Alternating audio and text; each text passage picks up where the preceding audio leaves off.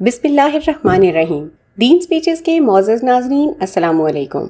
नाजरीन, एक हिंदू लड़का डॉक्टर जाकिर नाइक से सवाल करते हुए कहता है कि चलो मैं मान लेता हूँ कि अल्लाह ताला ने हम इंसानों को इस दुनिया में इम्तिहान के लिए भेजा है, लेकिन इम्तिहान का कोई और रास्ता भी तो हो सकता था। इतनी तकलीफ देने की क्या ज़रूरत थी? इस सवाल से लड़के की मुराद ये थी कि पहले हमने जन्म लिया और जिस चीज़ में हमें लज्जत मिलती है वो हराम करार दे दी गई। यानी अगर कोई लड़की का रेप करता है तो लड़के लज्जत लेते हैं, तो इसे सख्त इम्तिहान क्या होगा? क्या अल्लाह के पास कोई और रास्ता नहीं था? Why then so much of pain? Like whatever may be the purpose of God to create, why is it only through the way of pain that that purpose is getting sorted? It could be through some other situation, through some other way, but it should not be pain. Doctor Zakir Naik ने पहले कहा कि ये तो इस तरह की बात हो गई कि आप कहो कि डॉक्टर बनना चाहता हूँ लेकिन इम्तिहान के लिए किताबें नहीं पढ़ूंगा।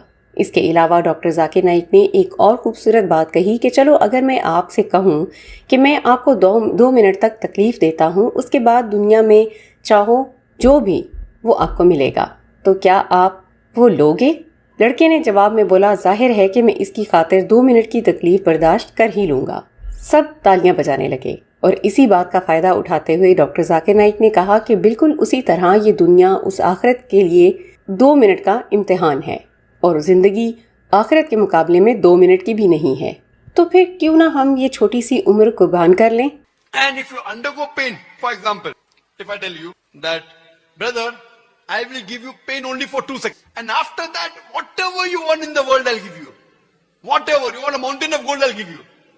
You want your pain to disappear, I'll give you. Would you agree to take that 2 seconds pain or not? As a logical person, I would, certainly I would. surely. Yep. Now I'm telling this life that you're leading in this world is for approximately 50 to 60 years. Doctor Zakir Naik ने कहा कि जब कोई लड़की इस दुनिया में rape हो जाती है तो कहीं भी नहीं लिखा कि वो लड़की जन्नत में नहीं जा सकती। अगर वो अच्छी लड़की है तो उसका रेप हो जाता है तो वो जन्नत में जा सकती है, क्योंकि इसमें लड़की का कोई कसूर नहीं होता। लेकिन हाँ, वो लोग जिन्होंने उसका रेप किया होता है वो लोग ज़रूर जहन्नुम में जाएंगे, क्योंकि गलत काम उन्होंने किया है। अल्लाह ताला किसी के साथ भी नाइंसाफ़ी नहीं करता। उस रेपशुदा लड़की को हमारे मुआशरे में वो इज्जत नहीं मिलती, लेकिन अल्लाह ताला उसके साथ इंसाफ करता है। Open, for example, somebody raped that woman. Nowhere does the Quran say that a woman is raped, she'll go to hell.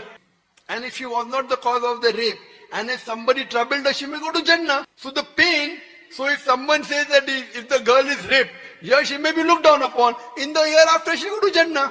Nowhere does it say, the people who rape, they will go to hellfire. The people who raped, they enjoyed for maybe half an hour, 1 or 2 hours. They will burn in hell forever. इसी बात को दलील बनाकर doctor Zakir Naik ने कहा कि अल्लाह ताला चाहता तो उस लड़की को रेप से बचा सकता था।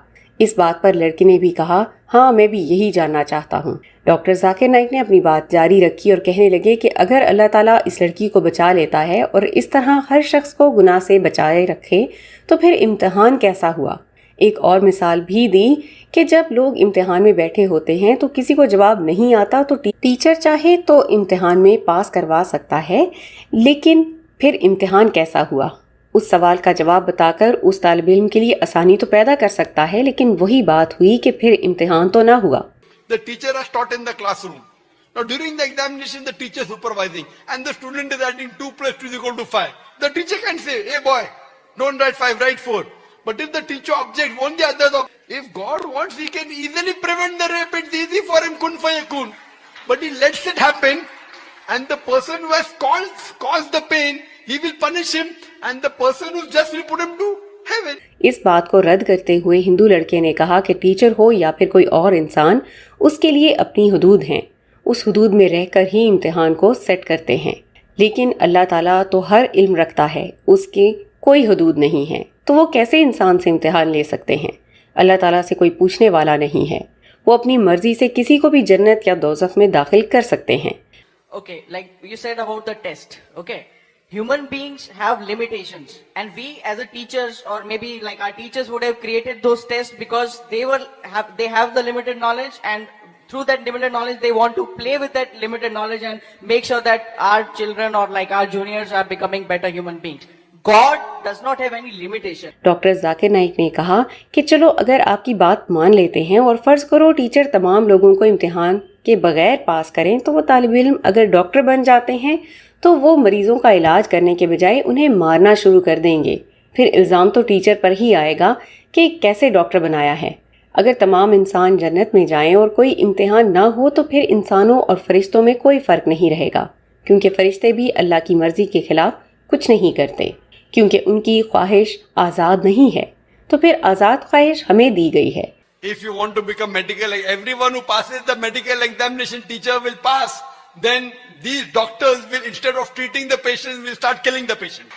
Oh, teacher is so kind. Everyone who gave the medical examination, she has passed. अब डॉक्टर जाकिर नाइक मुद्दे की तरफ आए और कहने लगे कि तुम कहते हो कि अल्लाह जिसे चाहे जन्नत में दाखिल कर दे और जिसे चाहे जहन्नुम में, इम्तिहान की ज़रूरत नहीं। तो जब कोई जहन्नुम में जाएगा तो वह कहेगा क्यों मुझे जहन्नुम में डाला है, मैंने क्या गलती की है। इसलिए तो कुरान में फरमाया गया है कि कोई भी आखिरत में अल्लाह ताला के इंसाफ पर एतराज़ नहीं कर सकेगा। जहन्नुमी कहेंगे कि एक और मौका दे दो, तब अल्लाह ताला कहेगा कि अब बहुत देर हो चुकी है। If suppose God puts someone in heaven directly, he will not object. But someone he puts in hell directly, he will say that why did you put in hell? What mistake did I do? That's the reason the Quran says in Surah Anam, chapter number 6, verse 58, that on the day of judgment, even those who will be put to hell, the non-believers, will not object to the justice of Allah. Doctor Zakir Naik ने इस इम्तिहान की बुनियाद बता दी कि जब शैतान ने अल्लाह को चैलेंज किया कि मुझे इंसानों के दिलों में थोड़ी सी जगह दे दो तो मैं उनको तुमसे दूर ले जाऊंगा, तो तब अल्लाह ताला ने कहा कि जाओ, मौका दे दिया। जो मेरे बंदे होंगे वो कभी गुमराह नहीं होंगे और जो मेरे बंदे नहीं होंगे वो तुम गुमराह कर सकोगे। और यही तो इम्तिहान है कि आया हम अल्लाह के सच्चे बंदे हैं या नहीं।